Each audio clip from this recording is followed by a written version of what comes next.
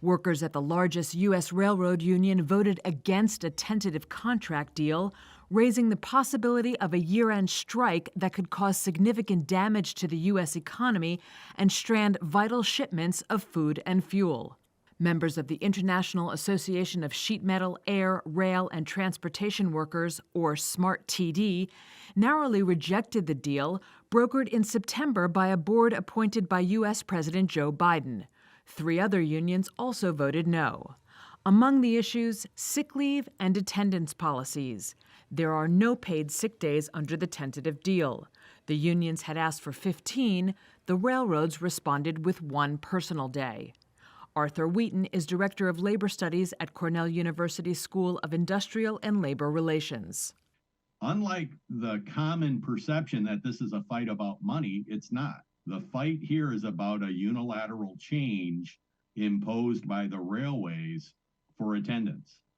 So they put in a new attendance policy, which means you can get fired for going to the doctor, you can get fired for whatever reason it is, because every time you miss a shift or are late or call in sick, it deducts points off of this system. Jeremy Ferguson, president of the SMART-TD union, believes railroad companies are putting Wall Street ahead of employees. It was profits above all else. I think, a day of reckoning is coming, that they are going to have to realize one way or another that they have to treat their employees with respect. Railroads have slashed labor and other costs to bolster profits and are fiercely opposed to adding paid sick time that would require them to hire more staff.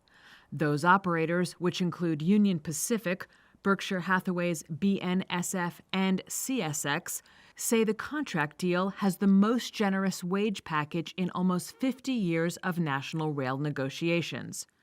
And not all unions think it's a bad deal. Dennis Pierce is national president of the Brotherhood of Locomotive Engineers and Trainmen, or BLET, which voted in favor of the contract. But our agreement was ratified overnight. And as part of our ratified agreement, we'll now move forward to get our guys their wage increases, their back pay payments.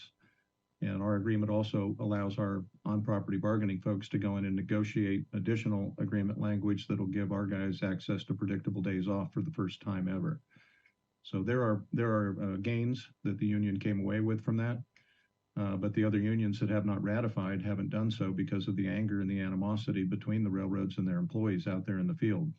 Still, if there is a strike by any of the unions that voted against the deal, the BLET and other rail unions that ratified agreements have pledged to honor picket lines. Major U.S. industry groups complain that rail industry cost cuts have hurt service. This week, several renewed their calls for Biden and Congress to swiftly intervene to prevent a strike or employer lockout ahead of the holiday season. This is your last appearance at the podium. You became a household name in large part because of your appearances here at the early stages of COVID. What do you want Americans to remember about your service in government? Well, I think what I've accomplished in my 54 years at the NIH and my 38 years as the director of NIAID, although COVID is really, really very important, it is a fragment of the total 40 years that I've been doing it. So I'll let other people judge the value or not of my accomplishments. But what I would like people to remember about what I've done is that every day for all of those years, I've given it everything that I have, and I've never left anything on the field. So if they want to remember me, whether they judge rightly or wrongly what I've done, I gave it all I got for many decades. If there are oversight hearings, I absolutely will cooperate fully and testify before the Congress if asked.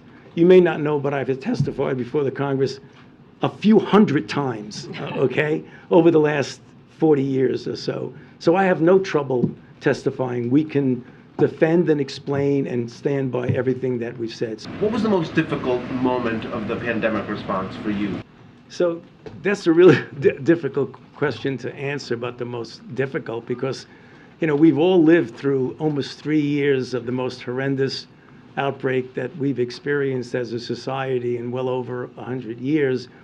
But there are certain things that stand out. I mean, I could probably write an essay on all the things that were difficult time.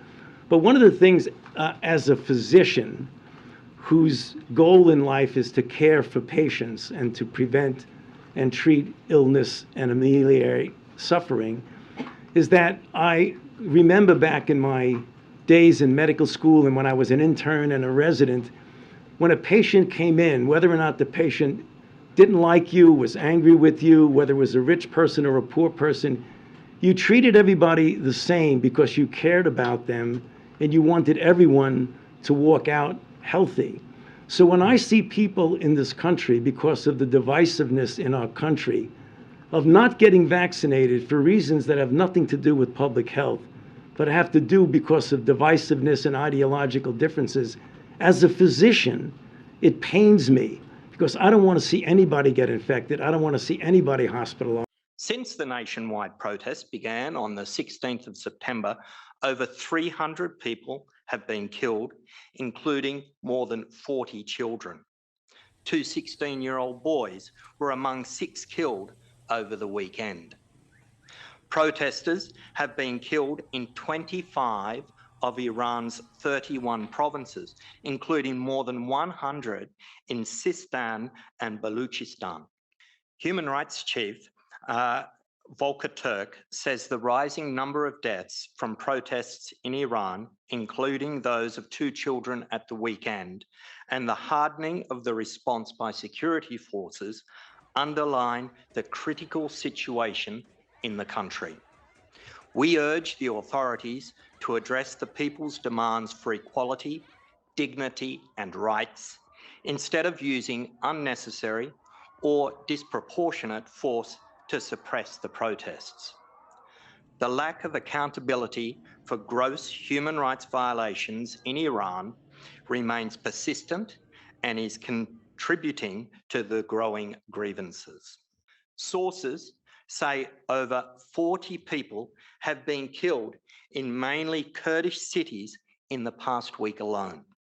Significant numbers of security forces have also been deployed in recent days. Overnight, we received reports of security forces responding forcefully to protests in several mainly Kurdish cities, including Javanrud and Sakes. Bed after bed at this hospital in Indonesia's West Java are children injured in Monday's earthquake. Among them is Siti Fatima's daughter. She says her daughter was walking to the bathroom when the earthquake struck. A wall collapsed on her from the neck down, only leaving her daughter's head visible. Her daughter suffered burns from a water heater. More than 260 people are dead from Monday afternoon's 5.6 magnitude quake that struck Cianjur, about 45 miles southeast of Jakarta. Many of the victims are children, and there are concerns that number could continue to rise. Over 150 people are still missing as rescuers comb through the rubble left behind. Electricity outages and 145 aftershocks have complicated rescue efforts. Officials are also warning about the possibility of landslides in the coming weeks.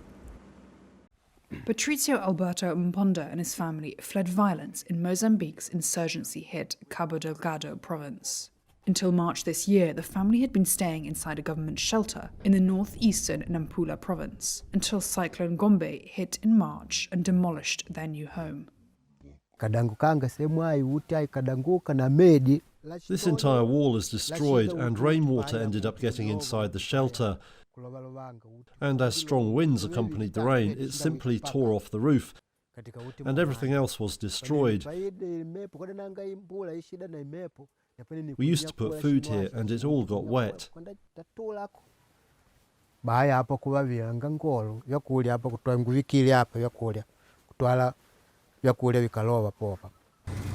He's now taking matters into his own hands, building a new home that should be able to withstand the southern African country's increasingly extreme weather events.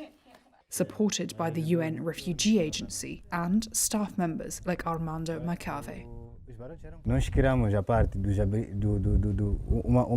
We created a shelter with overhanging roofs around the shelter to withstand the capacity of the gale that can affect the shelter.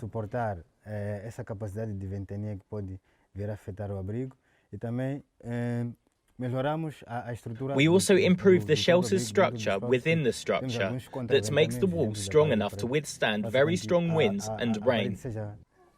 Suficientemente forte para poder suportar os ventos e chuvas muito fortes. The family are not alone in their experience. Mozambique is home to over 1 million internally displaced people, and, according to UNHCR, thousands of families have been affected by severe weather this year alone. Mozambique is one of the poorest countries in the world, and particularly vulnerable to climate change. Cyclone-hit, which struck the southern African country in 2019, caused about $1.4 billion in damage and $1.39 billion in losses, according to an International Labour Organization assessment. Speaking at the COP27 climate summit, Madagascar's President Andry Rajoelina issued a grave warning. Thank you, Your Excellency. Aujourd'hui, la situation se dégrade considérablement. Today, the situation is deteriorating severely. We're seeing desertification, periods of strong aridity, which are causing serious situations of famine. The reduction of rainfall is leading to reduced agricultural yield, increasingly recurring and violent cyclones, and repeated flooding destroying infrastructure and crops, many wildfires. Our planet is burning, our ecosystem is deteriorating, but our actions and funding is not aligned. En résumé, notre planète brûle, nos écosystèmes se dégradent, mais nos actions et les financements ne suivent pas. The COP27 summit of nearly 200 countries agreed on Sunday to set up a loss and damage fund to support poorer countries being ravaged by climate impacts.